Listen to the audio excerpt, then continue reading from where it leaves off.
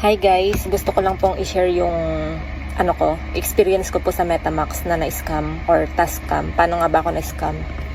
Gusto ko ikwento yung nangyari sa amin para sa awareness na rin ng iba. Last April, in-invite kami ng isa kong friend para mag-invest sa isang online investment platform. Manonood daw ng advertisement at magre-rate, pero bago yan, need mo na magbayad para maka-open ng package. Sabi ko, try ko muna, pero yung pinakamura, yung 1-star package, $90, nasa 5K yun, mahigit sa peso. Everyday, 5 advertisement ang papanoorin ko and ang bayad ay $3 as of now. Ang palitan ay 58, so nasa 176 ang per day ko. Lahat ng package nila ay 90 days yung duration.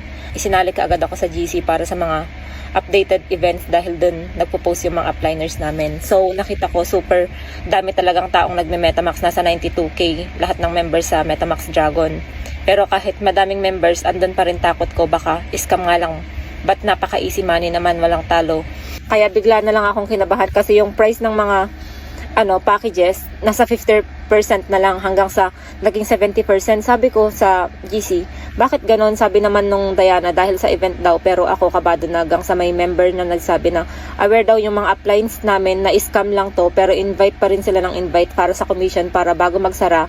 Nakadami na sila. Nireplyan ng isa sa uplines naming Nixon ang sabi, wala daw laglagan kasi wala naman daw ganun. Relax lang daw, wag mag-alala. Hanggang 70% off na lahat ng package. Daming na rin nagchat sa GC namin na bakit delay daw withdrawal. Sabi kalma lang daw kasi may event nga daw. Hanggang sa big day na grand opening, tinanong ko asan yung list ng mga pupunta sa Okada. Sabi, napalitan daw sa Kingsford Hotel, tas mga uplines daw namin di kasali at least sa list. Sabi ng board director namin, di din nga daw siya invited, kaya bakit daw siya pupunta? Kaya nagtaka na ako kasi board director siya pero di siya pumunta hanggang sa mag-ready daw kami sa worst na news kasi sabi daw ng manager Jenny namin kasi siya lang yung nakikipag-usap sa manager Jenny namin kung meron ng manager Jenny.